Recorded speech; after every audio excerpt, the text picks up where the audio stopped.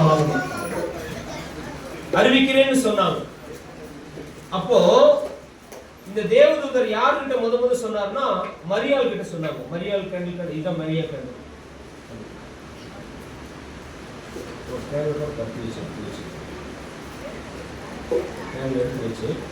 அந்த நல்ல செய்தியை சொன்ன உடனே இப்ப தேவதூதர் பரலோகத்திலிருந்து வந்து நல்ல செய்தியை மரியாள் இடத்துல சொல்லுகிறார்.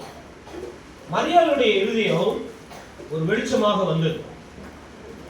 அடுத்தது அந்த தேவதூதன் நேரா யோசேப்பு கிட்ட போய், கவனிமா அமைதியா இருங்க, யோசேப்பு இடத்துல போய், யோசேப்பே உனக்கு ஒரு குமாரன் நீ மனைவியாக நிச்சயம் பண்ணிருக்கிற மரியாளை நீ சேர்த்துக்கொள்ள ஐயப்படாதே. அவளிடத்துல வயிற்றில் ஒரு குழந்தை வரும். அந்த குழந்தை உலகத்தின் பாவத்தை சுமந்து தீர்க்கும். ஆகவே நீ அதை தள்ளி விட்டுறாத, அதை விட்டுறாத, அது பொண்ணை கல்யாணம் முடிச்சுன்னு சொல்லி யோசேப்பிடத்துல சொல்லுவார். அப்ப அவங்களுக்கு ரெண்டு பேருக்குள்ள அப்படிப்பட்ட ஒரு வெளிச்சம் வந்தது. இந்த வெளிச்சத்தை வந்த உடனே ஆட்டு மேய்ப்பர் இடத்துல போய் சொல்லுகிறார். ஆடு மேய்ப்பர்கள் என்ன சொன்னாங்க தெரியுங்களா? இது இந்த 4 கேண்டலும் ஆடு மேய்ப்பர்கள் பத்தவங்க. இந்த வெளிச்சம் 4 அந்த ஆடு மேய்ப்பர்களுக்குள்ள போச்சு. ஆடு மேய்ப்பர்கிட்ட வந்து அவங்க நைட்டு வந்து ஆட்டை மேய்ச்சிட்டு இருட்டுக்குள்ள படுத்துக்கிட்டு இருந்தாங்க. உடனே ஒரு பெரிய வெளிச்சம் வந்து, பயப்படாதீர்கள், எல்லா ஜனத்துக்கும் மிகுந்த சந்தோஷத்தை உண்டாக்குற நற்செய்தி உங்களுக்கு அறிவிக்கிறேன். இன்று கர்த்தராகிய கிறிஸ்து என்னும் இரட்சகர் உங்களுக்காக தாவீதின் ஊரிலே பிறந்திருக்கிறார். பிள்ளையை துணியிலே சுற்றி முன்னணியிலே பிறந்திருக்க காண்பீர்கள். இதுவே உங்களுக்கு அடையாளம் சொன்னான்.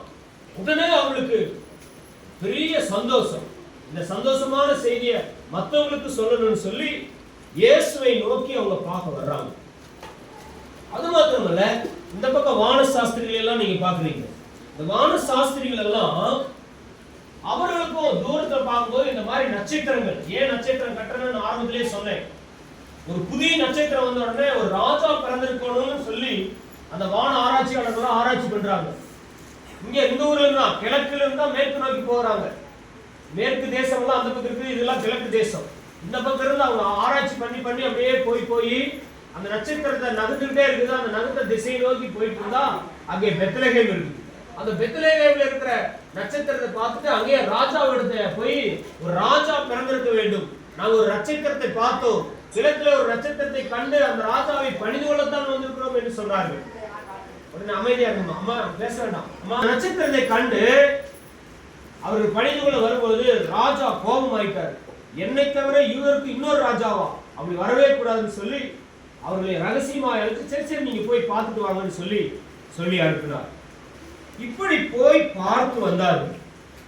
பார்க்கும் பொழுது இவெல்லாம் போய் பார்க்கும்போதுதான் இங்க இயேசு, இதான் இயேசு காலம், இயேசு அங்கே பிறந்து விட்டார். கைகளை தட்டி சொல்றார், இயேசு அங்கே பிறந்திருக்கிறார். ஒரு ஒளி பிறந்திருக்கிறது. இந்த ஒளி யார் தெரியுங்களா? உலகத்திலே வந்து எந்த மனுஷனையும் பிரகாசிக்கிற மெய்யான ஒளி. யோவான் 1ஆம் அதிகாரத்துல படிச்சோம் இல்லையா காலையில?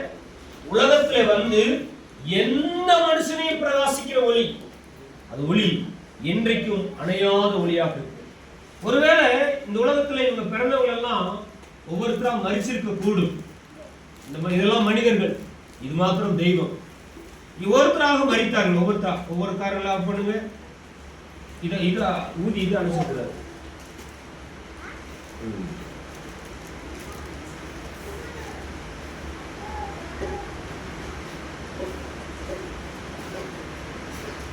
இவர்கள் எல்லாம் மனிதர்கள். ஒரு காலத்துல வெளிச்சமா இருந்தாங்க. மரியாள் கூட, இயேசுவின் தாயாகிய மரியாள் கூட மரிச்சிட்டாங்க.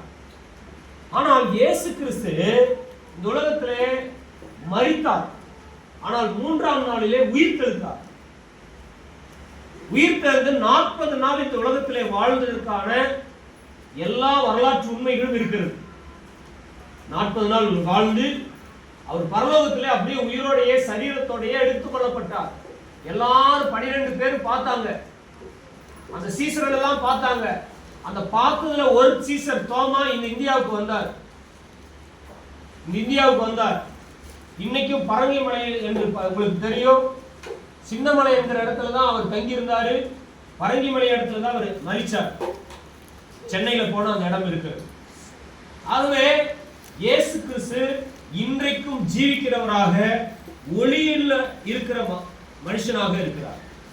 இவர் அந்த ஒளியாக இருந்து அநேக குடும்பங்களிலே ஒளியை ஏற்ற வல்லவராய் இருக்கிறார். அல்லேலூயா. எனக்கு அன்பானவரே, இங்க வந்திருக்கிற ஒவ்வொருடைய குடும்பத்திலும் சில நேரங்களில் ஆடுகள், உபத்திரவங்கள், போராட்டங்கள், தற்கொலை எண்ணங்கள், பிசாசின் பிடியிலே அநேக ஜனங்கள் மாட்டிக்கொண்டிருக்கிறோம். இந்த நாளிலும் கூட இங்க வந்திருக்கிற எல்லாருமே நல்ல புது துணி போட்டு அழகா வந்திருக்கிறீங்க. ஆனா உள்ளத்துல, குடும்பத்துல சமாதானம் இல்லாமல், சந்தோஷம் இல்லாமல், நிம்மதி இல்லாமல் இருக்கிறார்கள். அவர்களுடைய உங்களுடைய குடும்பத்திலே இயேசு ஒளியேற்ற வல்லவராய் இருக்கிறார். எத்தனை பேர் நம்புறீங்க? அல்லேலூயா. எத்தனை பேருக்கு இயேசு ஒளி ஏற்றி இருக்கிறார்? நிறைய பேர் கை தூக்குறீங்க, நிறைய பேர் கை தூக்கல. கை தூக்காதவங்களுக்கெல்லாம் நான் சொல்றேன், கை தூக்காதவங்களுக்கு தூக்காதீங்க. கை தூக்காதவங்களுக்கெல்லாம் சொல்றேன், இயேசு உங்கள் குடும்பத்திலும் ஒளியை ஏற்றுவார். அதை நீங்க நம்புங்க. உங்க வாழ்க்கையில் இருக்கிற துக்கம் சந்தோஷமாய் மாறும். இயேசுவின் நாமத்தினால உங்களுக்கு சொல்லுகிறேன், உங்கள் துக்கம் சந்தோஷமாய் மாறும். ஆகவே இந்த இயேசு கிறிஸ்து இங்க இருக்கிற அநேகருடைய வாழ்க்கையை ஒளியேற்றி இருக்கிறார். இப்பொழுது ஒரே ஒரு சாட்சியை நாம் கேட்க போகிறோம்.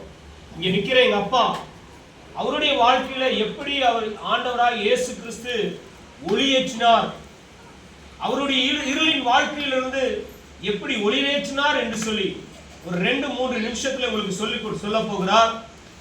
நீங்கள் அமைதியாக கேளுங்கள்.